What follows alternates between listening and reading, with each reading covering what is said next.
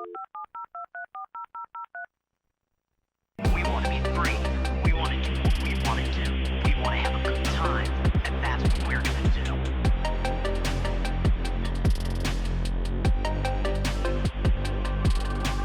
We're going to have a good time. I want to be the very best, like no one ever was. Or should I say we, because today the two of us will be discussing the history of Pokemon with the 30th anniversary. Trevor, how you doing today? I'm doing well. I want to lay it out on the line. I have not caught them all. I don't know. I know a few who have. But you got to catch them all. But I share your ambitions, though. This is an aspirational franchise that we're going to be diving into. Yeah. Yes.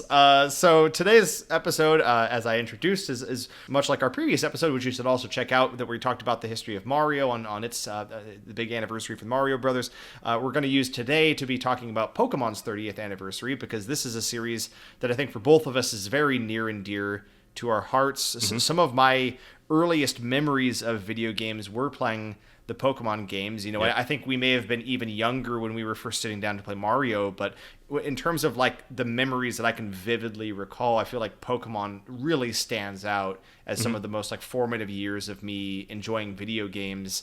And we'll get into it as we kind of keep talking, but Pokemon has meant a lot to me in terms of also being like a way for me to appreciate like biology, biodiversity, learning about science, caring about animals. I know that like some organizations like PETA and stuff over the years maybe would have different things to say about animals and Pokemon, but like for me at least, it really inspired in me this sort of love of nature and exploring the world and just all the amazing creatures that you can come across.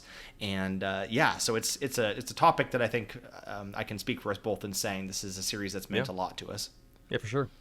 No, I feel the same way. I think, and we'll break this down, I imagine, in a coming bit here, but at the time, it felt like, I don't know if this is historically true, but it felt like, and I think there's some truth behind this, a franchise where every element of it was extremely popular.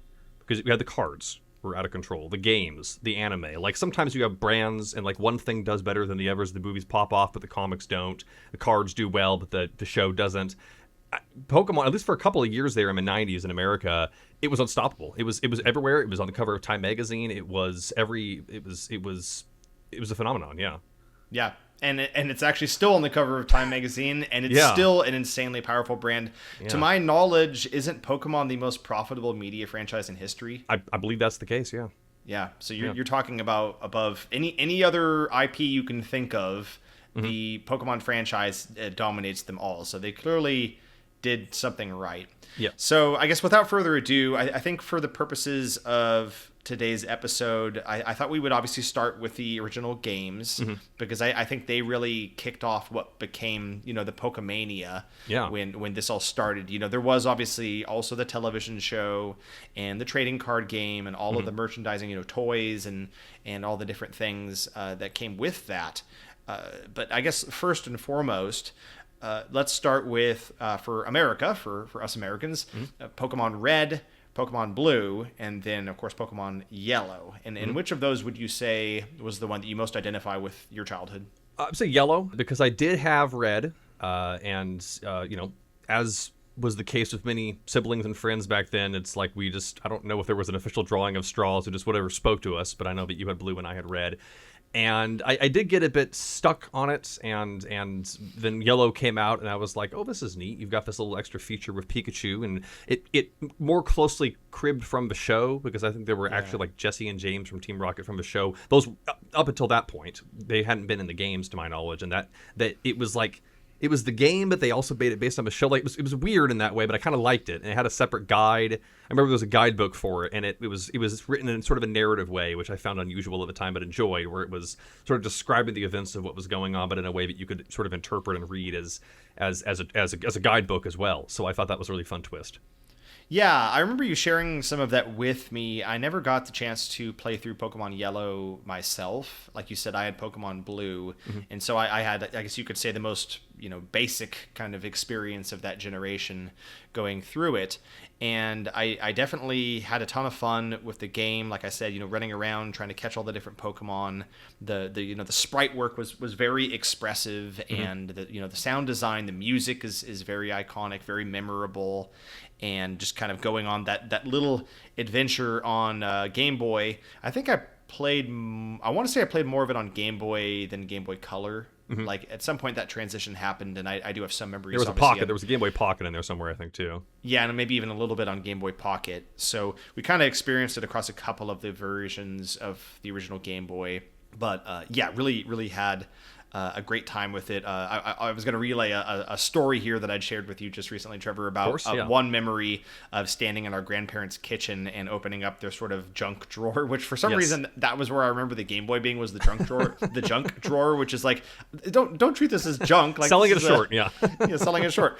But I remember popping that drawer open and pulling that out with Pokemon and getting into Viridian Forest, and being a child, I didn't really understand things like status effects. My play style, like I think most people use with Pokemon, is like all offense. Whatever move is the most powerful move, go with that. Like, I'm a busy man. Yeah, I'm a busy man. Don't be worrying about paralysis and poison and sleep and all this nonsense. Like, just give me powerful moves and I'll be fine.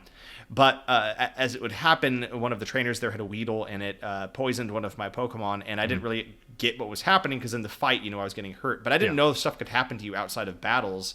So the fight got over, and my screen kept like doing that glitch effect and making that like sound as it was like poisoning my Pokemon slowly.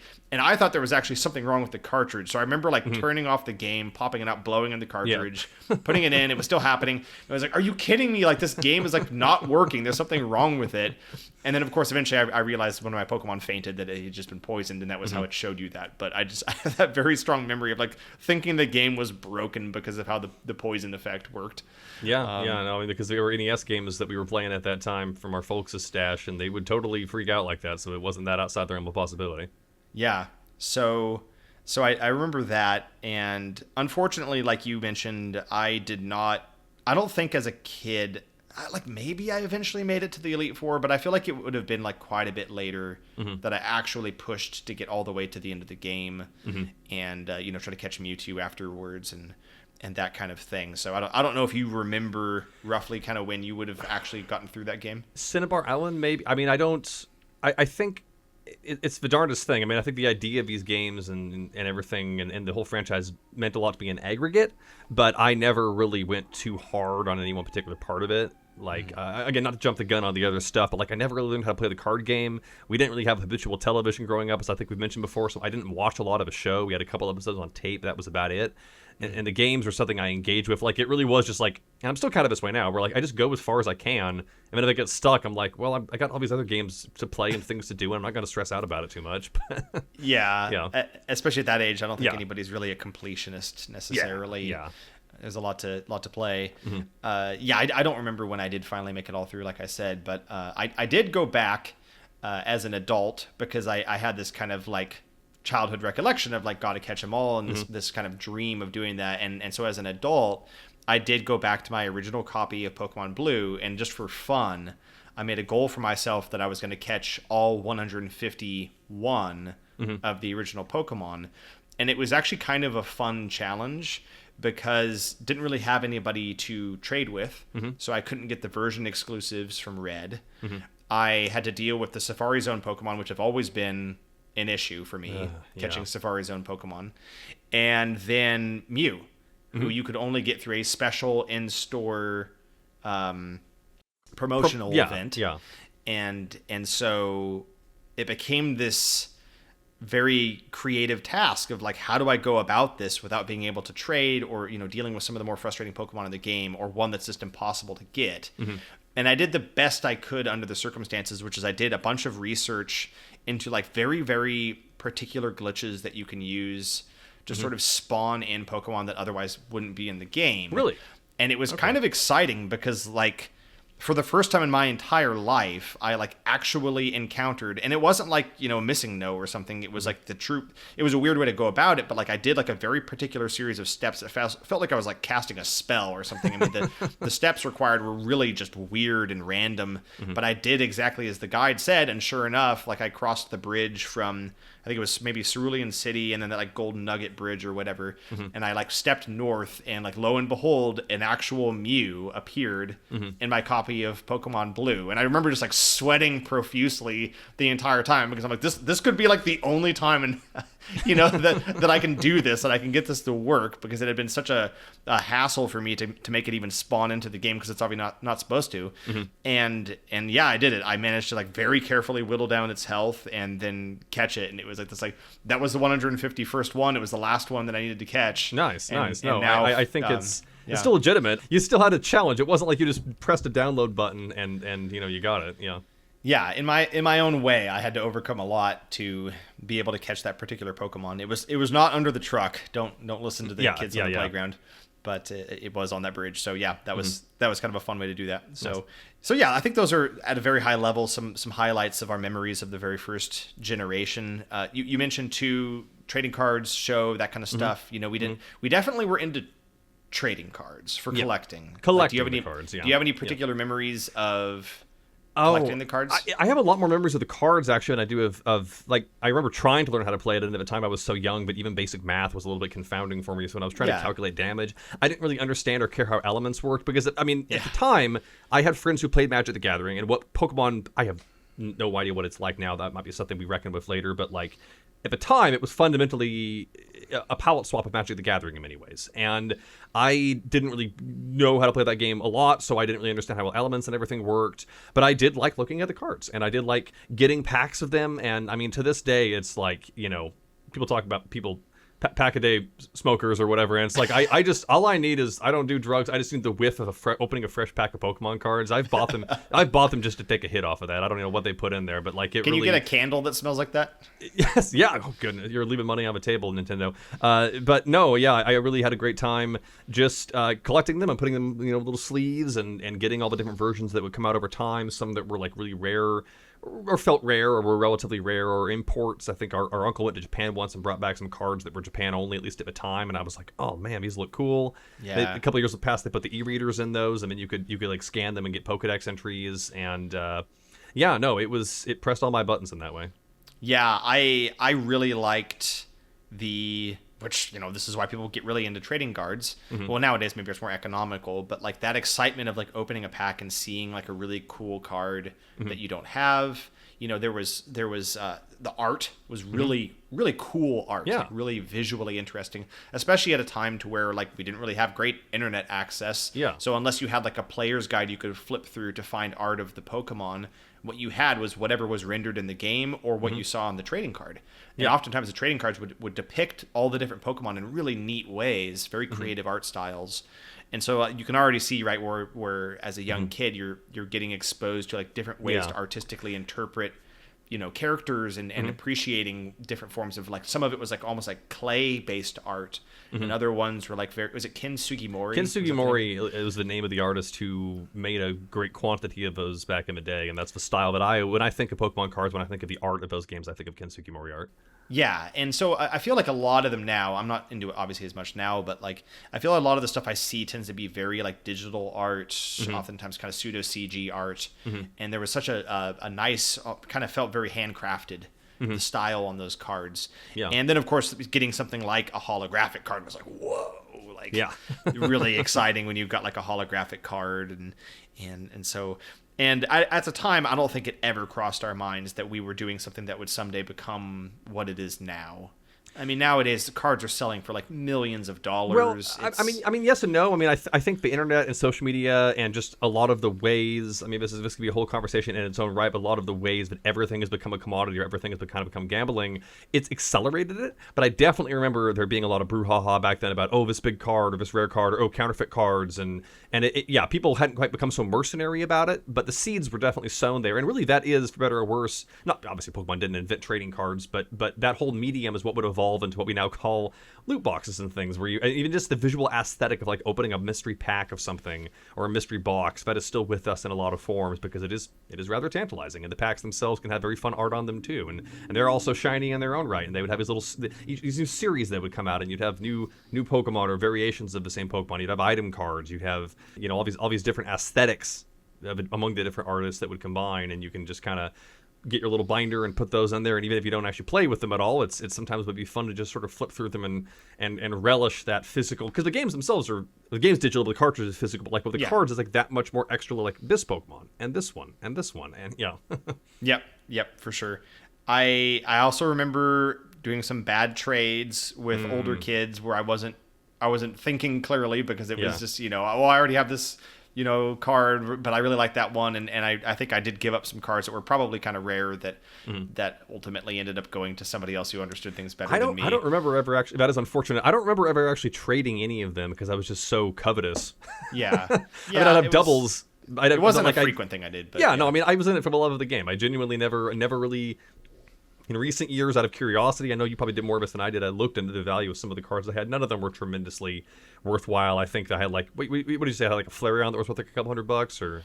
Well, I forget the name of it. There was a line of kind of throwbacks to the original Pokemon cards where they had a holographic effect that almost looked like fireworks. I'm sure someone out there, one of you out there would be able to identify this, but it had sort of a fireworks holographic pattern to it. And you had a Flareon one that when things during COVID got really big with people getting back into collecting and trading Pokemon cards, the valuation of that particular Flareon card was, I think, around $6,000. And it has since gone down. I think last I checked, it was like around like 100 or something. Like the price had changed. But yes, at one point when I looked it up, it was valued at $6,000. And then I don't know what the rarest one is that I have. I'm forgetting. I think I had some card that was like around like 70 or 80 maybe. But we did have some that, who knows what those ones are now. We don't need to get into the personal details, but let's just leave it at someone we knew when we were young. Someone we knew when we were young. Yeah. Stole some cards from you that were fairly rare. I don't remember exactly which cards they were that were stolen, but I remember that happening and it being kind of upsetting. I don't either. I mean, I know I had an Ancient Mew, but I got another one. Yeah. So it's all good. Yeah. And I'll have to check. I think I still have mine in my binder back home. And actually, I've looked up that card, and it has value because it's associated with going to Pokemon the first movie. But and they made so many of them. I mean, they call it a collector's item, but like it's it's a very cool card. Yeah. It's not worth a ton of money. Yeah, everything is limited edition. That's how thermodynamics work. There's a limited number of things. You can call anything limited edition, but doesn't make it collectible or valuable. Yeah, it's the physics-based explanation for collecting. But yes, so I do remember that happening. I also, it's very specific, but I remember having this Dark Blastoise card that I thought was really cool too, and that one also disappeared. I don't know what became of that one, but the dark cards were really neat, like the edgy Team Rocket the Team Rocket. It was a Team Rocket series, and they had dark variants of certain Pokemon. Yeah, that would be a cool thing for them to do in the video games. Well, they have a Shadow Pokemon in was it Pokemon Coliseum and Pokemon XD? Yes, but they just had like purple wisps around them. They didn't visually look that different. So I guess what I mean is like taking a Pokemon, but instead of it being like a regional variant, it's like a version of it, but it's like edgier. You're thinking of ghost types. Like Dark Blastoise, instead of having cannons, he's got a gun. Yeah. Oh yeah, good stuff. Yeah, so the trading card game definitely was a very huge part of our childhood. And then, like you said, we didn't really watch the show a ton. We had a few VHS copies of individual episodes with Ash and Misty and Brock going on their adventures, and so those were always fun to watch. And one of the ones that really stands out in my memory that I remember watching a ton was the episode where they had to deal with a Ghastly, and there was all this stuff related to like ghosts and possession. Yeah, it's like Ash temporarily dies or something, and then his spirit is running around with the ghost Pokemon. Yeah, it was pretty intense. So episodes like that, and then Pokemon the first movie, like you mentioned earlier, that was a huge deal. Oh, I'm getting chills just thinking about it. That was an event. Seeing that in theaters and how, going back and rewatching it, which I haven't done yet, but like seeing people review it and go back and watch it and then their impressions of it. Obviously, it hasn't aged super great. It's a kid's movie, so it's not the most powerful acting or storyline or something. And yet, like, there is some stuff in there that even as an adult, like, you're going to be tearing up a little bit. I mean, when just Ash turns to stone and all the Pokemon's tears bring them back to life, and Mewtwo is I see now that the circumstances of one's birth are irrelevant. It is what you do with the gift of life that determines who you are. Yeah. That's one of those quotes where you think it's some, like, powerful statement text, that came from a holy text or, Gandhi or something. It's like, no, that was from Pokemon, the first movie with Mewtwo. But it's a great quote, and it's a great quote to live by.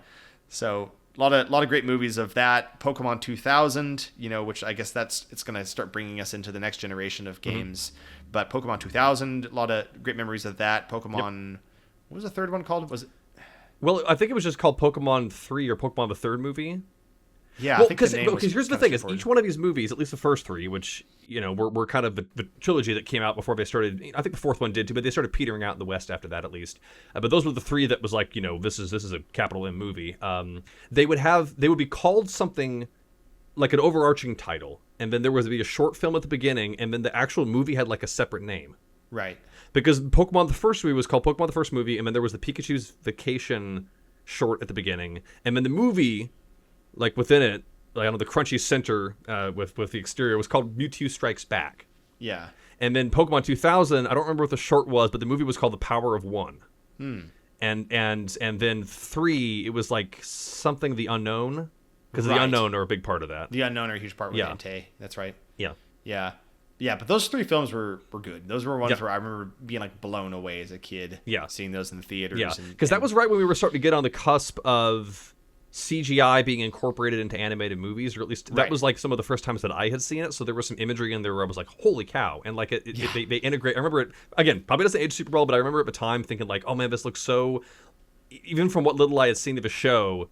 Because, these days, like, you have TV shows that get made into movies, and it doesn't even really matter because they're all kind of shot the same, and they come out on television. But back in the 90s and early 2000s, and earlier, I guess, like, the aspect ratio will be different because the TV shows are 4:3, and the movies it's like 16:9. So, like, it's just bigger, not just the size of the screen, but, like, what you're seeing on the screen. Obviously, the animation's better. It's longer. Like, it just felt so much more momentous. Yeah. Yeah, it was, like you said, it was an event. I mean, those were big deals, going to the theater, watching those films, seeing the Pokemon again that you love from the games, but depicted in such a way that they're like fully fleshed out. Yeah. And Pokemon you hadn't seen before, because maybe this is a good segue for us to get into the second gen, but the very first episode of Pokemon, when they kind of show Ho-Oh for a second. That's right. That's I remember calling that, yeah. I mean, maybe I'm overthinking this, but like I've always enjoyed, and again, like I don't remember when I watched the first episode of Pokemon. I know it wasn't when it launched. I came around to it at some point, but it's such an interesting moment because it's like that particular Pokemon never shows up again in the entire. It's not the first games, so I just love that. Like I guess as a trope, like in a story or in fantasy, the idea that like there is so much more to this world, even the wonderful things that you've already seen, and it could just be something that is just casually just there, and then it may not, maybe it shows up later, maybe it doesn't, but it did, and it really is such a. I don't know. It's a microcosm for what I like about these kinds of Pokemon in general, but also those kinds of stories where you're exploring and adventuring in a world as a young person. Yeah. They captured, I think, just in that imagery of that scene, kind of the magic and the wonder of venturing out into the world and trying to find like the concept of catch 'em all. And you see something like that, and it's like, can I? Like, is it even possible? Like, what was that? Like, that is something so far beyond my understanding. How could I ever possibly even, see that again, let alone capture it? And that is something to where over the series, the whole concept of Legendaries, which is, I guess, maybe a different conversation, but the Legendaries have become a lot less legendary over the Pokemon games. I mean, you're not wrong. Yeah. The way in which they're depicted, where they're like built into the plot, and it's like everything just kind of walks you right up to the front step where they are. There's not that like, because in Pokemon Red, Blue, and Yellow, finding the kind of the what is it? What do they call the mystical birds? The 3 birds, the 3 legendary birds. Yeah. Those birds are very kind of remote. you have to really like seek them out. It's not really even spoken about all that much. It's kind of a few people will kind of talk about like there were once these legendary birds. And then of course Mewtwo is this huge build up where he's like deep down in this cave, and you read all this lore about like Mew, and then Mew birthing Mewtwo, you know, in the burned down mansion on Cinnabar Island. So they build it up in a really cool way for the legendaries in that game. And then the other ones, it's like, oh yeah, so and so, yeah, they created the world, and yep, there they are, and don't worry, you'll be seeing them later. And it's just like, yeah, it's understandable. I mean, I guess the thing for me is with the legendaries or just Pokemon in general, my understanding, because it's like trying to talk about Star Wars just based on the first movie, because like what does it even mean to be like what it was originally supposed to be, because it's just so big. And like my understanding, at least from the first games, is in the world of these games, like in the world of the first games at least, normal animals exist, and Pokemon are like the separate thing that are like new-ish, and people are studying them. Like the framing device is that you're being sent out to help fill up an encyclopedia, essentially the Pokedex. Like you're like this professor, you know, in aloof anime logic is like, let's send this 9-year-old out there to get to like study animals. But that's the idea, is that these are beings that are relatively limited and not much is known about them, but they are an area of scientific inquiry. They're, you know, cryptids essentially. And then it just became this thing over time where like there's thousands of them, and society revolves around them, and they create a universe. And it's like, it's kind of like in the X-Men movies where it's like, okay, I thought mutants were a new thing, and now like they existed like 2,000 years ago. Like, okay, maybe they've just always been here. Maybe this actually isn't that special. Yeah. I'm playing through Leaf Green, the Game Boy Advance remake of, well, I guess technically Green from Japan, but I guess Blue equivalent. And in Leaf Green, I'm in the point on Cinnabar Island where you're exploring through the mansion, and then they just say like they found Mew in like, I think it's like Guyana, South America. Like they're like calling out like places on Earth. Well, that's, I mean, I'm of two minds on that, because I mean, there is that part in the first Pokemon movie where they make a joke about Minnesota. Yeah. Which, I'm not trying to be CinemaSins over here. I get that, like, sometimes in fiction you have, like, it takes place in a fictional place, and the implication is that our real world exists somewhere else, and you're just not supposed to think about it too much. But yeah. The earlier ones did, I think, play a little more fast and loose with that. I think they realized for brand reasons and other reasons over time, it made more sense to just not do that. Just don't talk about the real world. don't do that. Because it is confusing. Because when people start asking questions, I mean, then you start getting on how I feel about the Cars movies, which is a whole other conversation. But like, you know, if you're gonna imply or reference things in the real world, like specifically like proper nouns, like people, places, and things, it's just it raises too many questions, even for a child. I think I remember people wondering about that at the time. Yeah, it was weird, and honestly, I had forgotten about that until I was playing through the game again. I was like, oh yeah, references to the Earth, you know, planet Earth. This is very unusual. Like the whole Lavender Town thing and how creepy Lavender Town is. We do have to shout out Lavender Town, yeah. Pretty freaky. You know, the music there is still unsettles me to this day. Well, there's a reason a lot of creepypasta got based on these games. So, yeah, especially ghost-type Pokemon. Some of those are pretty brutal, the Pokedex entries. Anyway, there's a lot of games to get through, so I don't want to make us drag too much on just one generation. We just brought up Gen 2, so that would be Pokemon Silver, Pokemon Gold, and Pokemon Crystal. And you had Pokemon Gold, correct? I had Gold, yep. Yeah.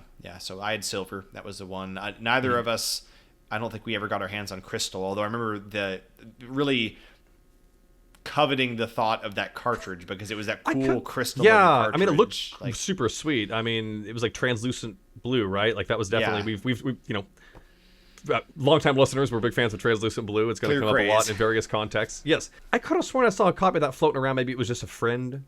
Did a friend of ours have Crystal, secondhand store? There might have been somebody we knew who had it. Yeah, because I think I remember like being in the presence of a copy of Crystal or something. And correct me if I'm wrong, but wasn't Crystal also the first Pokemon game? Well, it was a couple of firsts, but one of them, aren't there like animations or something in the game? Like, I think it might be the first one where you can pick like, you know, boy or girl. Like boy girl dynamic. I think that was the first one. Yeah. I don't recall much else. I know I played that one even less because you made it significantly farther than me. And I don't think I ever made it out of the main region because my understanding is that in the back half of that game, you go back to Kanto, right? And I'll just get out right in front of it. Yeah. Pokemon Silver and Gold. Silver, because that's the one I played. That's my favorite of the series. Oh, okay. It is really cool in that you, like you said, you get to go through all of Johto. There's an entire new generation of Pokemon, so there's all these new Pokemon for you to catch and check out.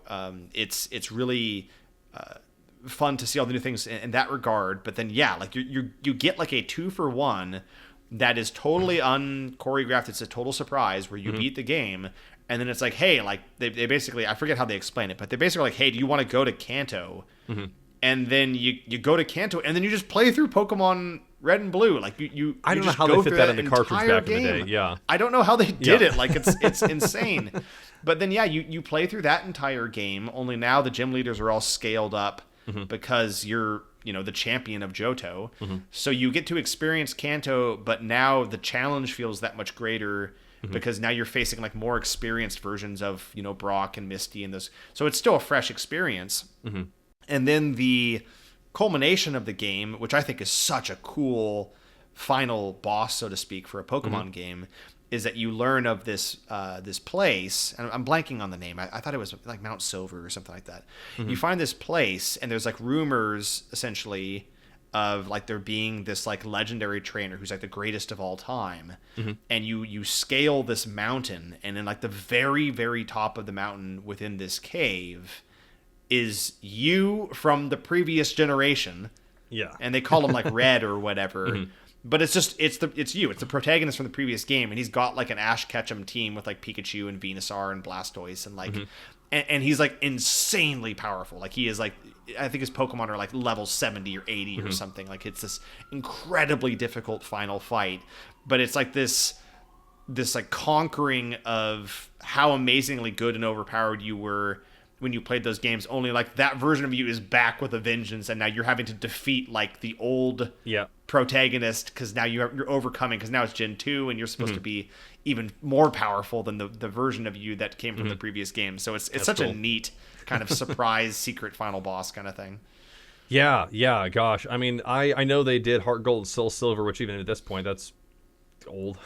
But part of me wants to kind of go back and kick around there, because I think it would be pretty fun to kind of double dose of nostalgia there. Yeah, I think Heart Gold and Soul Silver are considered by fans generally to be the best of all time. Okay, well, because I mean, if you're rebuilding what sounds like a Stone Cold classic, then it makes sense. Yeah, because they integrate a lot of the features from like Diamond and Pearl and Black and White, those kinds of games. The graphics are obviously more like that, and then they do like a buddy thing where you can pick a Pokemon that like follows you around all the time. So there's like that fun dimension to it, and a lot of people have said that Heart Gold, Soul Silver are like their favorites. Nice. So yeah. But any other strong memories you have of that particular generation? I wish. I mean, I just remember definitely thinking that the Pokemon, there were some weird Pokemon. I mean, because the first one, for the most part, is like, oh, this animal. I mean, some of them are just straight up like, it's a bird. Yeah. and it kind of looks a little goofy and has superpowers or whatever, but like it's just an animal. But then I remember just the stuff that would stick out to me. I'm like, Girafarig, Girafrig, I think I'm pronouncing that right, Sudowoodo, Wobbuffet, or I'm just like, what even is this thing? Like Dunsparce. I mean, and I like how weird they got. Yeah, exactly. I mean, and just some of the, I mean, that's one where, yeah, I don't know that I necessarily have that strong of a feeling about the game itself, but I think that they were really cooking with some of the Pokemon designs. Did you ever try to mess around with the day and night system for looking for certain Pokemon? Probably incidentally. I mean, I bet that everything too. Yeah, I bet that when they started developing that, and was that when they also had like your little digital assistant, like cell phone PDA type thing, or did that come later? So, yeah, I'm not going to pretend those games are perfect. There's definitely there are flaws, and one of them is the phone, because people will like get your number, and then. That's right, yeah. Like real life, sometimes people will keep calling you when you don't know what to do. And so, you'll have your phone ringing, and it's like, Joey talking about his Rattata or whatever, and how much more powerful it is. And it's like, I don't care, but it keeps interrupting me. So, yeah. There was that too. Gen 3. Now we're talking about Ruby, Sapphire, and Emerald. Yep. I had Sapphire, and you had Ruby. Correct? I had Ruby, and I think this is my favorite generation. It's a really good one. I think it just is that sweet spot where the graphics, like, they're as complicated as they need to be for this kind of game, in my opinion. And you have, just the Pokemon they're diversifying in a lot of ways with the looks of them, but there's still a lot of really identifiable styles and locations and the music. Like, I think that's the one that I had that kind of that level of fondness for. Yeah. I would say it's a very, very close second for me. I played a ton of Pokemon Sapphire, and you're getting the improved graphics of the Game Boy Advance. You're getting the excellent score of just trumpets on brass, horns on going off, trumpets yes. like just the excellent music. Yeah. And a ton of great new Pokemon. Just so many fun designs. I felt like that was if it wasn't the peak, it was at least getting towards the peak of them finding a lot of just really genuinely fun and creative designs for Pokemon. Because there are aspects of the first generation, for instance, that can feel relatively safe, and Gen 3, I think across the board they have a really strong set of new Pokemon for those games, and it's there's a lot that I really recall fondly from playing Pokemon Sapphire. Yeah, I'm kind of like running through my head right now, thinking of like specific towns or areas that were of interest to me, because there are repeating features throughout these games. I remember, what's that town or where it's surrounded by water and you have to like swim into it? Oh, I'm blanking on the name, but yeah, there's like a sort of a partially submerged kind of floating. And then floating the one village. that's sticking out to me the most for some reason is that town where it's like covered in ash. Like, it's not meant to be scary, I don't think. I think it's just like near a volcano where it's like a cold town. And whenever you walk, it's like there's like ash, like snow on the ground. Yeah, the environmental effects got really good in Ruby and Sapphire. Like, would that have also been when you started to like be able to see your reflection in the water and I stuff think like so. that? And there was weather, right? That's where the weather effects started. Rain. Yes, because that cast form that could change based on the weather. Yes. Yeah, so that The there was weather there's station. a greater sense of immersion. The ninja houses, the trap houses. That's what. Yeah. Yeah, that was an interesting feature. Yeah. Yeah, was it Secret Bases? Was that? Yep, Ruby and secret Sapphire? bases. Yeah, Secret gosh. Bases. Some people Little got cave. really you dig in into there, that. put in like a bed and a mirror and some plushies and stuff. Yeah. Yeah, that was a ton of fun too. Yep. And I think it was around that generation too where we finally did our first trip to the Pokemon Center in New York. When Yeah, that was a that pretty would have new been- thing. I mean, early 2000s, because it became Nintendo World in I think 2005. So it was 2003, 4. Something like that. Yeah, I maybe even remember earlier, going yeah. in and our grandparents very, very generously just said, like, just get stuff that you like the sound of. So we got a bunch of fun toys and plushies, and I have this huge, like, was it Kyogre? I never knew how to say it. The legendary from Sapphire. Yeah, I had Kyogre and Groudon. Yeah. Yeah, a big plushie of Kyogre that I still have to this day, and that was such a fun memory of all the new Pokemon from Ruby and Sapphire, and like, oh, they got figures of that guy. And Yeah. really neat. Good stuff. So that was Ruby Sapphire. I don't think either of us had access to Emerald, but I've heard a lot of people also say that's their favorite. A lot of people really like Pokemon Emerald. Rayquaza is pretty cool. Rayquaza's pretty cool. Yeah, that's in terms of legendaries, that's a really neat design. And I think they introduced something called the Battle Tower, which was like this like really difficult Yeah. bonus kind of content that a lot of people got into. So that was Emerald.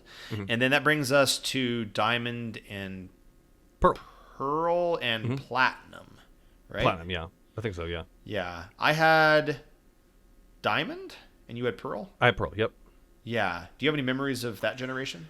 I mean, I remember enjoying it. I definitely played a lot of it. I think the DS was really well suited to the game just because you can have your moves on the bottom screen and kind of go through the Pokedex entries easily. Like, I think it really fit like a glove to have that platform. And I think it's still, less specific. Again, that's something where like I know I played a lot of it, but it just not as much of it necessarily sticks out to me, which is not a mark against it. But I think I was at that point kind of broadening my games library, and I wasn't necessarily as locked in on any given, when a new Pokemon game came out, that wasn't like, was my main priority. Yeah, I feel largely the same. Like, reflecting on that generation, I a few years ago at least, I went back and like booted that game up again just to kind of reflect on it, and I had a ton of Pokemon, like an incredible number of Pokemon, but I, for some reason, just don't have a ton of strong memories of that generation. And I don't know if it was like a time in my life where, like you said, like there were just other games that were really, taking more of my attention away from it. I remember really liking it. I remember there being a lot of Pokemon that I thought were cool. And of course the graphics were that next step up where it was like starting to get almost pseudo 3D. Yep. With the way that the characters in the world were designed. And you could put a Game Boy Advance cartridge in the bottom and transfer Pokemon from like Ruby and Emerald, couldn't you? Ruby and Sapphire? Yes. Yeah, That was cool too. Like being able to carry over in the box or whatever. Yeah, you could put because the old DS, before it became the 3DS, had a Game Boy Advance slot on the bottom and a DS cartridge slot on the top. So you could put your GBA game in the bottom, and then you would transfer it through the system into the DS card. It was cool to see get the glow up with the graphics that have been improved. Yes. Because the battles were still sprite based. I mean, Yeah. maybe the games were sprites themselves, but they had like more about 3D look, but it was still shifted the classic look when you get in a fight. Right. Exactly. Yeah. So I definitely really enjoyed it, but I'm embarrassed to admit that I can't say that there's any like huge things about it that stand out in my memory. Mm-hmm. And then Platinum. Sorry. One thing I remember that I did like was shining my badges. Yes. There was a touch screen, and when you get the badges from the gyms, they'll dull over time, and you can use a stylus and do this, and then they'll start shining. And I made sure those things were sparkling. Right. I do remember that, and I do, for some reason, I don't know if it's like the meticulousness of me liking to keep things clean, but I also remember shining the badges aggressively. Yeah. Oh, and what was, it started coming back to me. What was that thing you could like dig? You could dig through stuff, and that was where you got Spiritomb? Yes, so that I was about to say... Yeah, there was a whole underground area. You could, like, wherever you were in the overworld, you could, like, dig underground, and you would enter this, like, tunnel system. And I don't know if it was, like, completely a randomly generated thing every time, or if it was, like, a system that just you spawn into certain points. But, yeah, I remember that being a thing, and you had to use, like, DS wireless communications with... You could, like, meet other players, but I don't think we ever really did that, right? I don't think so, no. I mean, the most I ever interacted with anybody online was maybe at least trying to trade with people. I think I might have gotten a couple of Pokemon from other versions of the game through online trades. Right, yeah, because they'd introduced that with Nintendo. What was it called? Nintendo Wi-Fi connection. It was they had their own like Wi-Fi connection, and we bought that like USB dongle that was useless. Oh yes, it's all coming back. Yeah. Yeah, but yeah, that was a thing back then. First online Pokemon game, and. Yeah, I remember you could use the stylus to dig for stuff, but if you tapped too much, this meter would fill up and it would like collapse. It would collapse, yeah. So it was very stressful because sometimes like you would almost be towards the end of the meter and then you would tap and be like, oh, there's like a fossil for a rare Pokemon that's buried here, because that was the only way you could get fossil Pokemon in the game. Was you had to go in and literally randomly hope that you could uncover them in the underground, and so you'd be like, oh, I've been hunting this whole time. I finally see it. Oh, sorry, it collapsed.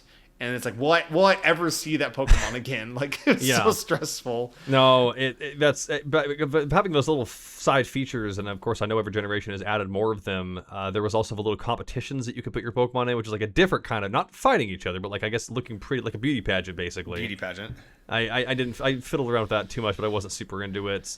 Yeah, and I do think that Giratina is a really cool legendary. Speaking of actual legendaries, holy cow, no kidding. Pretty freaky looking, but like that is a legitimately legendary looking Pokemon. Like it's very intimidating. So I like that design. So that's Diamond, Pearl, Platinum. Then we're on to Black and White. I had Pokemon White and you had Black. I got Black, but now this is where we're going to start to diverge a little bit, because I did get Black, but it was many years after it came out. I kind of fell off the series after Diamond and Pearl. I got Black. I got a secondhand copy of it, and I want to say 2018 or 19 or so, and got stuck on it. I think I just got tired of how many things would get you in caves. I just never. Oh yeah, that's just something I want to like. I mean, RPGs in general, but Pokemon, maybe the newer ones have changed this, but just trying to get anywhere, these things are hassling you. Even if I use repels, that I always just kind of chafed against that, especially when I was just trying to get around the map. So yeah, that's one where I really couldn't tell you a whole lot about it. Is that the one where the ice cream Pokemon shows up, or is that later? I think that was Black. I'm really and starting White. to struggle here. Yeah, okay. I do like that one, yeah. But otherwise, you're gonna have to take the lead on these going. I mean, some things might pop into my head like they did before, but I don't have a lot to say about it, unfortunately. Yeah, and I will say, like, post Ruby Sapphire, a little bit Diamond and Pearl, and after that, my memory does start to also fade, because I was getting older. I was getting into stages in my life where Pokemon wasn't as central to me and wasn't as vital. I was experimenting with playing a lot more different kinds of games. I was getting busier with school and the social things and extracurriculars. So I can't say I have a ton of strong memories of Black and White either, or I guess White for me. But I do remember really liking that it had a brand new Pokedex. That was part of the promise of those games, was that you're going to a new region and you won't see like Pokemon you've seen before until after I did like that. Yes, yeah. And that was really cool. Like I know like that can only happen for so long before it's like, okay, we're running out of ideas essentially. Yeah. But that was really special for that generation to be like, yeah, everything I am seeing is new. And there's a lot of fun new designs for Pokemon in those games. that I really remember enjoying. And yeah, just I remember having a really good time with him. But again, I unfortunately, sorry for viewers and listeners out there, how much we're glossing over these later ones if these were the ones you grew up with. But like, I'm just, that is the thing with Pokemon, is that the generation that you grew up, or that maybe it's multiple ones depending on how you time out age wise, those are going to be the ones that stick with you the most. And then as you get older, I just don't think it will necessarily, unless you're a diehard fan that's really, staying on top of all of it, and you're actually trying to catch them all. Because I think some of it too was like, as I went on, my priorities became more having fun building my team, and beating the gym leaders and beating the Elite Four. But that became more of my focus than earnestly feeling that I could catch them all.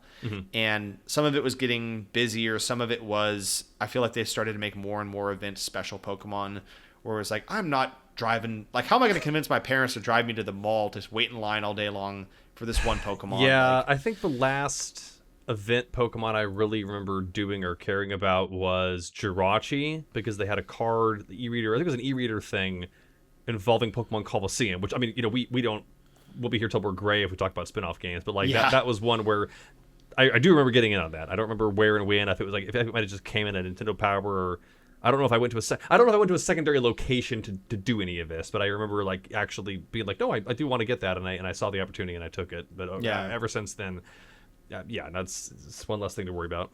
Yeah. So yeah, I do think that after Black and White, that started to represent a tipping point for us both. Well, you had at the time participated in that one, so I guess 2 years older, so you were that much further along with doing other stuff, understandably so. But after that, I think is where it started to be less of a priority for us to like get these games on launch, because the next generation was Black 2, White 2. And I remember what's up with that? I remember being kind of upset about that because I was like, Pokemon Black is so great. Why don't they have a Pokemon Black 2? Well, yeah, it was just like, first of all, I like everybody was, I was expecting Pokemon Gray, like no Pokemon Gray, but it was a weird thing at the time, which was like a direct sequel to a Pokemon game that had never happened before. And I don't think I've played those games. Maybe I went back at some point and like found another way to play them, but if I recall correctly, the idea is that those games are set in the same world, same Pokedex, but it's like it's a continuation of the plot of those games, which I think is that character N, who like has some grand machinations that I'm blanking on, but a lot of people talk about him being like one of the most compelling Pokemon sort of antagonists. But I think it's a continuation sort of his story, and things happen in the world to where like the weather changes in certain areas, so you have like different kind of landscapes in certain areas compared to before, and some of the gym leaders have changed and evolved, and so it's a neat, I guess, one-off as far as taking a Pokemon game and making a direct sequel. But at that point, among other factors, it was like, I'm just gonna wait. I'd like to have a proper new Pokemon game with a new Pokedex and that kind of thing, and indeed I did wait, and then came along Sun and Moon. Skipped that generation because by that point, I was well into, I think, what would that have been, like high school when those came out? So I don't remember the timing. I did get Sun or Ultra Sun. No, so I was getting to that because there's the okay. Ultra So I didn't mean to games. jump the gun, but I just because I'm confused of the timing. But yeah, the originals at least I didn't have. Yes, and yes. So I think you got. Did you say Ultra Sun or Ultra Moon? Ultra Sun, yeah. Because I think I picked up Ultra Moon, but it was like a few years after it came out because a teammate of mine in college actually was playing it, and he was like, I was kind of watching him play, and I was like, Yeah. like, oh my gosh, you know what I just realized? What? We skipped an entire generation. We're showing our age. Oh no. Do you remember what we skipped? Fire Red and Leaf Green? Well, Fire and Leaf Green, which were remakes. That's true. Remakes. We did skip over those. And Heart Gold, Soul Silver. We skipped X and Y. Oh no, I didn't. I thought those were coming next because I forgot the order. Yeah, X and Y were. So, were did the you first. play X or Y? I played Y. Okay. Did you play X? No. Wow. Okay. No. Wow. Okay. So you also. So I was gonna say I thought I skipped a couple more generations than that. So yeah. Yeah. Wow, that's crazy. Yeah. No, X and Y. Why? So yeah, I played Pokemon Y. Actually, I do have some memories of that one because it was the first jump to like a full 3D, kind of 3DS Pokemon on 3DS. That was the first jump to Pokemon actually being 3D or pseudo 3D. And I remember there being less new Pokemon, which is a little bit of a bummer. But there were enough new ones. It gave me what I think might be my favorite fossil Pokemon, which is Tyrantrum. Oh, Tyrantrum's really cool. That's the T-Rex fossil Pokemon. Nice. I think it's like a Dragon Rock type, so it's got like really cool typing too. But I remember that having some fun Pokemon that they introduced in that generation. It had that crazy Lysander guy who was like trying to take over the world because he felt, I can't remember the exact thing, but I think it was something to the effect of he thought the world wasn't like fashionable enough, so he was gonna like destroy the world. Like, I mean, again, maybe this is generational, but like I have never really cared about the plots of these games. Like back in my day, it's like, well, it's just I'm trying to get all the Pokemon. I'm trying to see all the Pokemon. I really don't need this, anime, the Team Rocket, obviously, everyone, there's always got to be a team, there's got to be these, terrorists dressed like Batman villains running around. Like I don't know. Maybe some of them have gotten better again, but I never, even when I enjoyed the games, I never really cared that much about the story. Yeah, there's been a bit of a bell curve to that, I feel like, because the early games were like criminals who want to steal Pokemon and abuse them to their own, selfish ends. Then it became, Ruby and Sapphire was like, the world is ending, but I'm going to leverage these legendary Pokemon to like turn the world into the version that I see as fit. And then it became more and more like everything is like some sort of apocalyptic event or some like eco-terrorists and people trying to control time and space and control time and space, like more and more kind of out of control. Yeah. And then if I recall correctly, because I had played through was it Pokemon Scarlet, and in Pokemon Scarlet we're back down to like these are just like kids that are sort of isolated and they're not necessarily, well, I guess in a way they're kind of being bullies, but they're sort of like social outcasts that have just decided to build like bunkers in various parts of the land that they control, and they're just kind of like the outcasts of school, and those are your bad guys essentially. Yeah, less is more. Yeah. Now, granted, there's the in game, which spoilers, but like it does start to become this whole thing about like primal Pokemon or whatever, and somebody trying to control them and take over the world or some crazy plot like that. So there is some escalation too. But the main like evil team is just like kids that are misunderstood essentially. So a little different than apocalyptic events in that regard. But sure. But yeah, I agree. For me, it's always been about collecting some, but mainly trying to also beat all the gyms in the Elite Four. Like that's been my focus over time. But yes, X and Y. There was not a Pokemon Z, and really leaving money on the table with that. There was that Pokemon Zygarde that you could catch, but it felt very like tacked on and was kind of like this. It wasn't the right way to present a legendary. I thought it was kind of boring. Yeah, that does seem a little inconsistent. Yeah, so X and Y, and then like we said, Sun and Moon, Ultra Sun, Ultra Moon. How did you feel about the departures that Ultra Sun and Moon made from the series? You're going to remind me what they even were. Those are the ones that are like Alolan, so they're basically set in Hawaii. Oh, yeah. I mean, it's looked nice. I think it was a much more actively distinctive setting. I think the first couple of games were just variations on kind of a fantasy Japan in a way, because Kanto just is an actual place in Japan, right? Kanto is like a place obviously in Japan. Not one-to-one geographically, but there's an actual Kanto in Japan. Yes, right? So Kanto is a place in Japan. And it is interesting because, like, over time, I think that's also where they started to diverge from implying or just saying that things were on Earth. Because the region started to get names like, maybe Johto is a place in Japan. I won't confess to being great on Japanese geography. But then you started to get names that are more and more abstract, like Kalos, for instance. Well, they're representations of other parts of the world. The implication being that these places all exist somewhere in this Pokemon world. And then that was like, the Alolan. I think the idea of the Alolan forms I thought was interesting. You kind of have like boss fights, like you're doing things other than strictly just doing Pokemon fights. There aren't really gyms. Yeah, no, I didn't necessarily mind that. I thought it was an interesting change of pace. I mean, precisely a lot of the things that, and I think we'll probably come back around to this question at the end about ways that the series has not really changed as much as maybe it could have over time, or at least as quickly as it could have. I did appreciate, and that's why I picked that game up, or why I did play it for at least a little bit, is I did appreciate the ways in which it mixed up the formula. Yeah, I agree. I mean, I really do like the gyms, so I missed not having that. Like that was a little bit saddening. But yeah, they were trying something different, and it was a different experience. So it is nice to mix things up now and then and not be too formulaic. So I did like some aspects of that, and other ones I kind of was like, oh, it would have been nice to have had maybe some more of these traditional elements. The Ultra Beasts were weird because I don't think those are technically even Pokemon, but you're like catching them with beast balls. And really that's just one extra designs. layer of I don't even know what, confusion, complication. Yeah, like some of them are just like downright unpleasant to look at. I heard something, I'm forgetting the name of the guy, but whoever came up with the designs of the Ultra Beasts, I heard in part that was sort of their way of getting, I don't want to say retribution, but there were designs that had been like rejected over time, and the Ultra Beasts were this cathartic experience of like, you're going to say these designs aren't good, Well, like here they are, like these freaky looking Pokemon. Like, is the buff mosquito one of those, or is that is Buzzwole? Yes. Okay.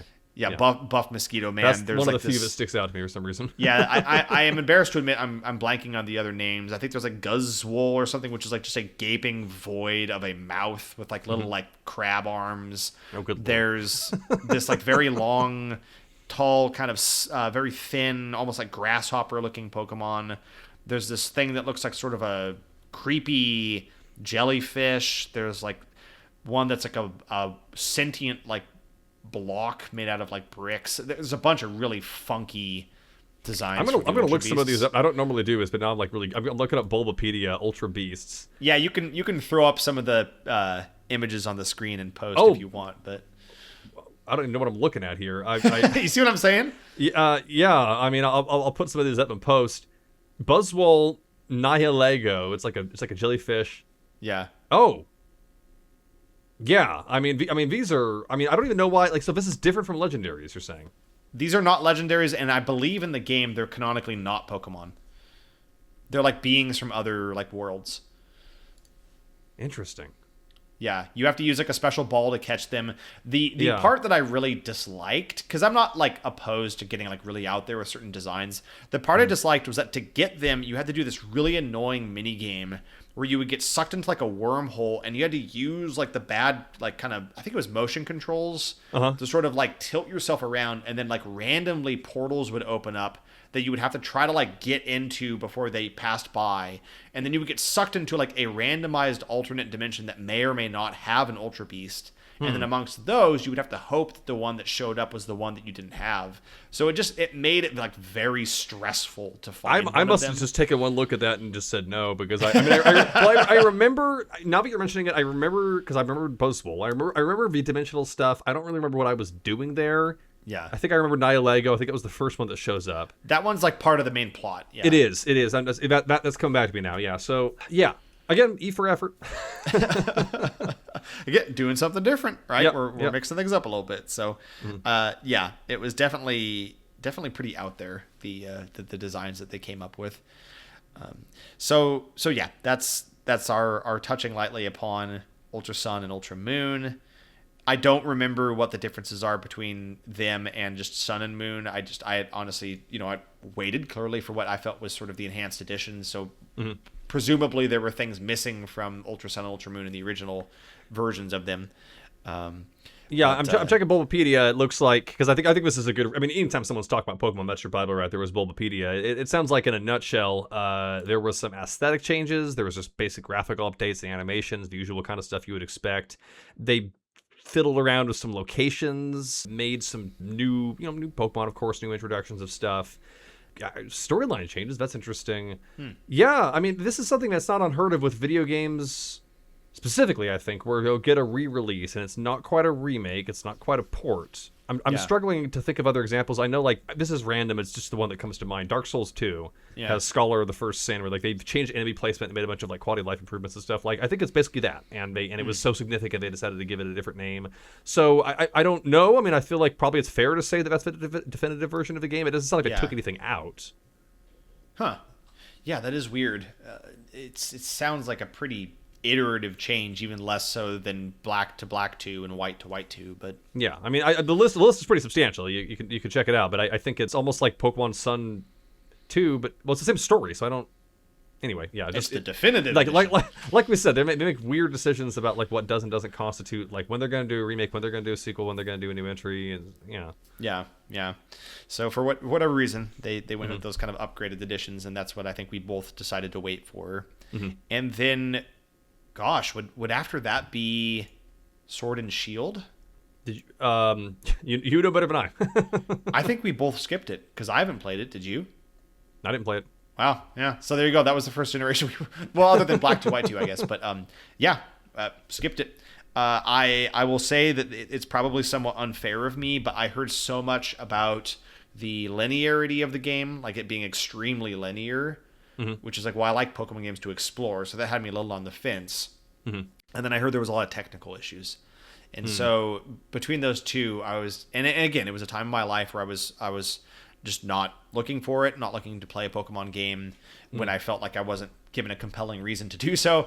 And yeah, I skipped that generation. So I have honestly thought about like if I can find, which you really can't do this with Pokemon games, but if I could ever find a discounted copy for like 30 or 40 bucks, I might jump in and just not really even make a serious effort to catch all of them, but just kind of have that linear experience and see how it is. But I just haven't felt terribly drawn to go back to those games. I'm in the same boat because I feel like obviously there's substantial differences between all the generations, graphically, gameplay wise, whatever. But I also feel like, again, for a casual player like myself, I will come out as much. I do see these games ultimately as iterative. I see them as gradually. I mean, we hum and haw about some changes we think could or should have been made over time, but like they do get. I don't want to say like objectively better over time, but they do. The graphics improve and features are added, and there's very little that would make me go back to an older game in the series that I hadn't played when I could play a newer one, unless there's like something just egregiously performance-based issue or something that makes an older one worth going back to. I mean, do you feel the same way? Yeah, I mean, sometimes there's an element of nostalgia, I guess, Sure. even at times if it's one you haven't played before, just because you're experiencing, an older generation that was of its time in many ways.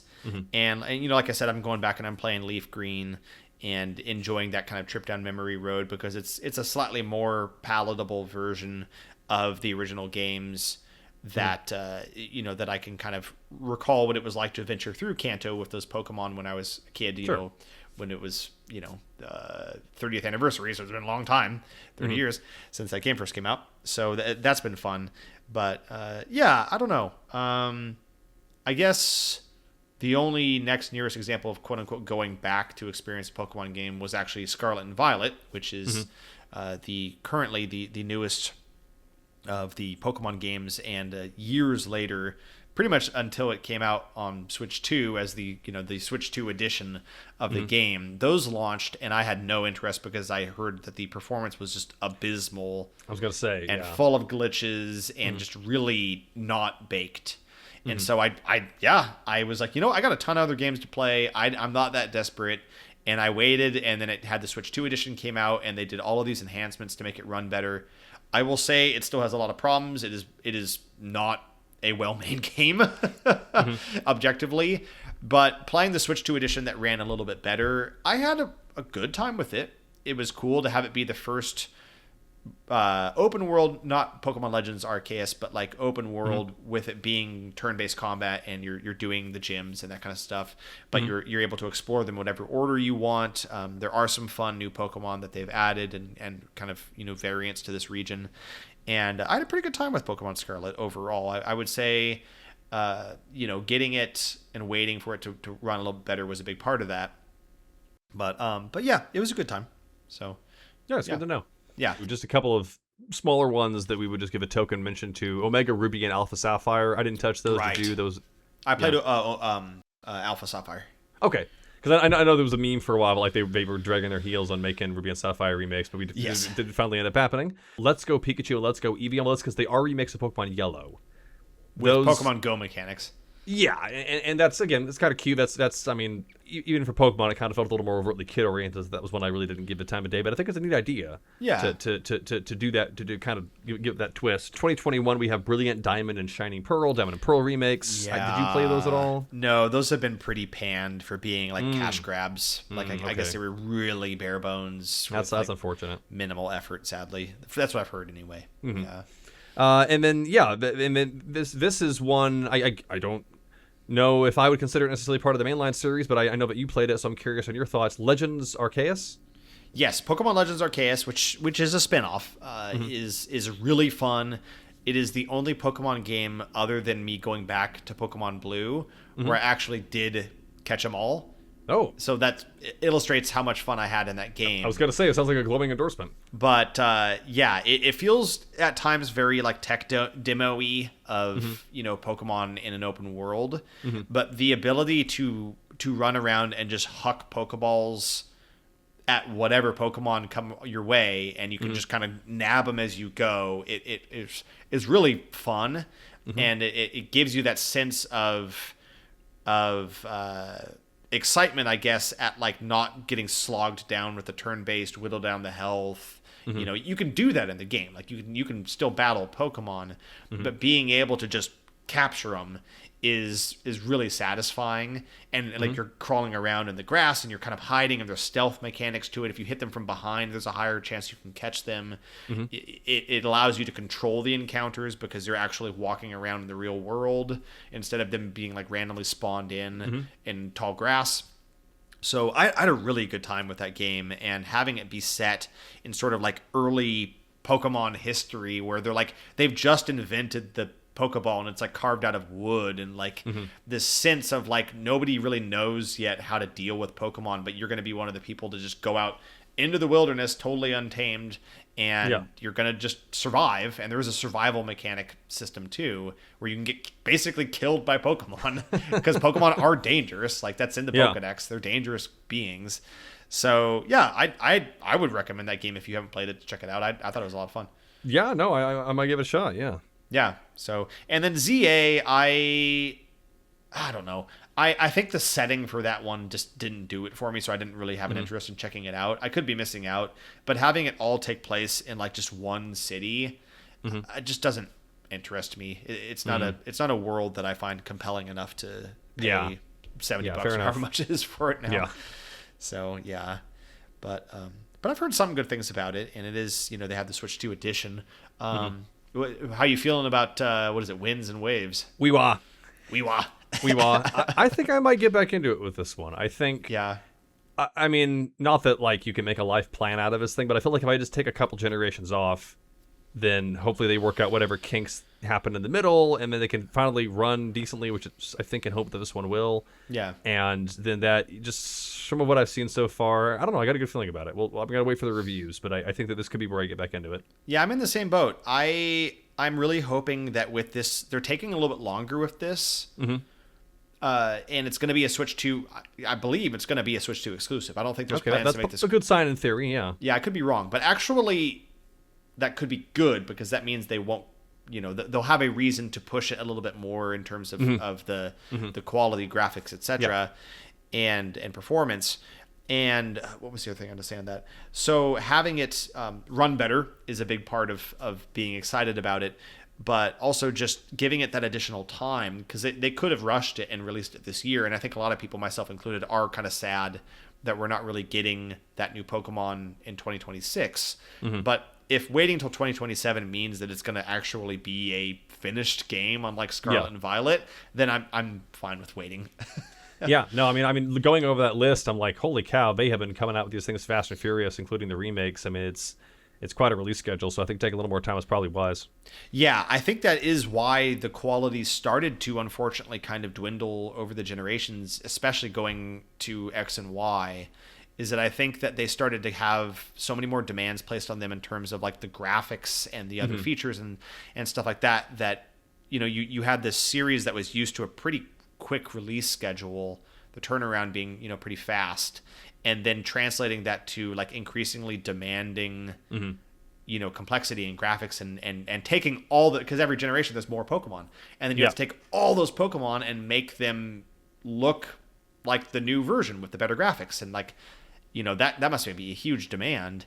So you go from the original games that were these like technological marvels on consoles they really had no business running on, these little portables, to now it's the opposite, where you have these games that it's like, how is this allowed to be released? Because it is such a like poorly designed, like graphically and performance wise. It's very clearly just not done, and the graphics are kind of bad, and it's like it's like an inverse of how the series started, right? Yeah. Well, I mean, this is a whole powder keg of another conversation, but just that Pokemon ripoffs. Yeah. And I think for a time it was just these imitations of the games, and that was it. But now I feel like the last couple of us we've gotten, it's like things people want these games to be that they just can't quite get, and unfortunately, the imitators don't quite have the same, je ne sais quoi. They do lack a kind of personality and a kind of history that larger franchises are always going to have.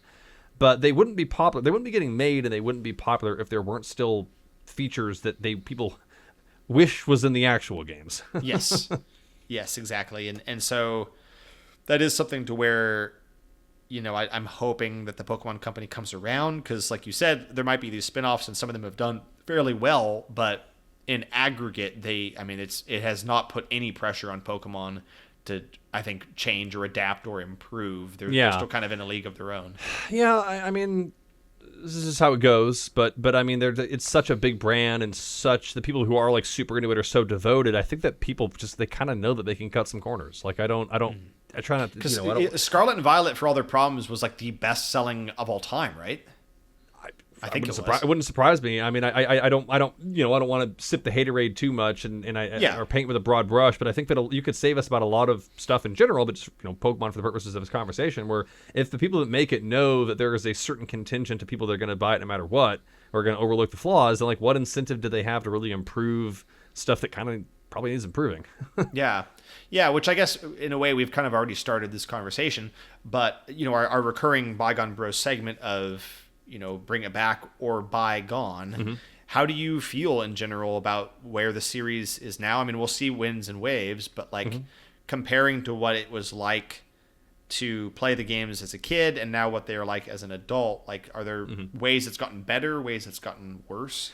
I mean, I don't really feel qualified to talk about it, just because I haven't played so many of the recent games ones. We've skipped. Well, I feel like if I can look of the ones I have played and what I've heard about the newer ones, I think I don't want to have ruby tinted glasses necessarily about the older ones. I mean, there are a lot of things about them that are. I mean, you started off with an anecdote of even as a kid being confused by a basic element of the game because it resembled a bug. Like these games since the beginning have been kind of held together by dental floss and hope in some areas, but I think that they really just the full court press of the marketing and the endearing nature of the characters and everything is really what helped elevate it. The core part of it, to me, the part that I like about it, I think people come to these for different reasons. You have your folks that are super numbers based, and they're all about activating their teams in the most optimal way, and they're very, very math oriented. I just like the sense of exploration. Like these games are the older ones are not open world in like the sense that we think of them now. They're almost like a loop, which I think is relatively unusual in game design, where you just kind of go. There's like an area, it's a no man's land in the middle. I mean, just kind of go around it, come back around to your hometown. But they still feel open world. They feel like you're going on a journey, and you are overcoming these adversities, and you are encountering these new places and these new things. Like it has the spirit of an open world game or an adventurous game. Like you are getting into fights with Pokemon. I mean, that's something people have always found a little hard to reconcile about some aspects of these games, is that you're essentially doing cartoon cockfighting. But like you yourself, you're not like so many games are like violent in a very different and pretty hard way. And in these games, the fighting was always like secondary to me, and it was how you progressed, of course. But to me, it was more like the sense of discovery. And what the the theme song for the show is always careful to indicate, and in the show itself is like, well, the people that are just in it for the fighting and just in it for capturing Pokemon, like that's not what the bad guys are doing. Like the idea is that it's like a pet, like you're building a relationship with these things, and you teach me and I teach you. I mean, they are it's when I think about Pokemon, I think about all art from the games, but also the fan art that just imagines this world where these things just kind of are there, and we're just going to a patisserie or out hiking or whatever, and they're these wondrous creatures. And I think especially people like us who grew up and lived in a part of the world that has a real amount of biodiversity and really varied biomes like Washington and the PNW does, it was pretty hard to not play these games at that age and go outside and, imagine all these little scenarios and things that might be lurking behind the trees. And I can think of a couple of times where we would sort of do like pretend Pokemon fights IRL. I always wanted to get something that you could throw. I guess I should mention this for our viewers. I do have a friend of ours 3D printed a Pokeball. Yeah, I got portrait cool. lighting on here, but there we go. I would always try to find one that would bounce, an object that would bounce like it would in the show, because in the show they're little balls that expand and they have some kind of density to them that's not very clear. And I found a Koosh ball worked well because they would bounce just once or twice a little bit on the ground, even though it didn't look like a ball. Yeah. But like, no, I found that so captivating, and I think that, I know this is a very vague goal, but I think something that can just capture that feeling again. And it isn't just about like how mercenary it's gotten for some people where they're weighing cards at the store to see if they've got foils in them or not, or if it's this. And I don't mean to like, throw shade at people who just really enjoy the technical aspects of it. I get it. Those are the people keeping the lights on for a lot of the franchise. But for the part that I think really would help the game stand out and help the brand stand out is like that core experience. Not to go off on a Pal World tangent, but like none of those characters are that interesting. And when I played it, it was first and foremost like a base building, like a Minecraft survival thing. I stopped caring about any of the actual animals or my actual physical location very quickly. Mm-hmm. Because the environments, the distinctiveness of the environments and the creatures is what's so important, and we can josh about how some of the newer designs are, over-designed, under-designed, rip-offs of Pikachu, rip-offs of or whatever, but even to this day, I'll still see some of these things across my computer and I'm like, oh, that looks kind of neat. Like, I mean, there's professionals working on these things at the end of the day, and I just want to make sure the games match up to the vision. It's like the vision never really went away. There's nothing to bring back. I think they just need to make sure that the games themselves just run well as software and have a world worth exploring. And it seems like you found that in Pokemon, Legends Arceus. Like, it's not gone. That magic's not gone. Yeah. And the way they go about that exploration, like I said, introduces a lot of unique things that were new to the Pokemon series, at least, in how you went about catching Pokemon. Now, something I will say against Pokemon Legends Arceus is that it does not do a good job, I think, generally, of having much of a story. The story is pretty light overall. And it does not do a good job of forming relationships with your Pokemon because you're encouraged to catch so many that it oftentimes feels like you were just waiting to just throw away the one you have for a slightly better version of that same Pokemon. And so that part of it I didn't like as much, and that's also the issue I had with Pokemon Go. Even though I get it, it's a mobile game, you can't ask that much of it. Sure. But I never felt like I built a team or core Pokemon that mattered to me playing likewise. that. Because you were always throwing them away for candy to get another one, a different one, a higher ranked one. It was, and some people do choose to do that for the competitive But the magic side, of Pokemon Go was the real relationships we formed. Yes, exactly. Yeah, Pokemon Go, that was a momentous occasion. Yeah. Pokemon Go is an incredible experience Summer of in its love. own right. The Summer of Love. That was, everybody says we had world peace when we had Pokemon Go first came out. That was a very special time. Yeah. But I would agree with all your points. Yeah, I think that there isn't. We haven't lost the ability to capture that magic. It's just, I think that the series needs to slow down, first of all, which it sounds like they're maybe doing with Winds and Waves, which is, I think, a good sign. Slow down, stop rushing these games so much and producing ones that are very upsetting because they're just very unpolished. Give it some more love and time, and you will still make money. These games will still be go gangbusters and really do well. But it looks to me, from what little we've seen of teasers, that Winds and Waves is going to also go with some kind of openish world, which I think does suit the series well. Because, like you said, even on the Game Boy, they were kind of doing that as best they could with the hardware limitations of creating that sense. But they also had just enough linearity to where there was some semblance of progression to a degree. Yeah. Even though in Red and Blue, if you remember, there is a point you reach where you can actually choose to go to different gym leaders in different order. And you don't have to fight the gym leaders in order, even the original games. So non-linearity has been a thing since the beginning. But they need to have some. And that was something I had an issue with Scarlet and Violet that I would flag if you were interested in checking it out, is like pretty much right off the bat, there's a little bit of linearity as to like harder or not less hard parts of the game. But I didn't really feel the progression I wanted to feel. I didn't, because like you said, it's the journey, not the destination when it comes to Pokemon. or it's mostly the journey that you Yeah. have with these Pokemon. And for that to be like a really meaningful journey, I feel like you need to be given a good enough story. You need to be carried along like certain events to where there are kind of bottlenecks or things that give you that sense of like of progression of going somewhere, not just wandering aimlessly and kind of coming across stuff and oh, that's interesting, I guess I'll do that because I'm already over here, and it feels very kind of like some of the issues I had with Legend of Zelda Breath of the Wild, and to a degree Tears of the Kingdom, is that you can go so non-linear that it's like, why do any of this? I'm just kind of wandering and piddling, and there's not like a sense of like of energy and furtherance, you know, as you do things. So yeah, I would say I hope Winds and Waves has some more of that they have some more stories, some more kind of like certain things that it's like maybe you can't go to certain areas until you have certain HMs, and those areas are actually necessary as opposed to like Scarlet and Violet, where a lot of it was like it didn't feel that necessary to have certain mobility enhancements. I guess there were certain points you had to get them, but like by and large, it didn't feel like that much of a leap. But yeah, I would say, you know, I just love seeing the new Pokemon. I don't think, to be honest, that they're going to run out of ideas anytime soon. I think that there's so many Fakeamon out there that show that there are lots of things that are still untapped for potential. There's an artist, I think they go by the name Jumbro. They've been making Fakeamon starters for every state of the United States. Oh, I love those. Yeah, those are so fun. I want to shout that out. I'll throw something up on this after the fact. But yeah, no, I mean it's just really, I mean it's no surprise, it's no coincidence that so many other media have wanted to kind of come for that crown, and some of them more successful than others. But yeah, it's a really winning concept. It's a really appealing concept. And I think that this OG franchise still has I think it has the potential to not just be profitable but also be good.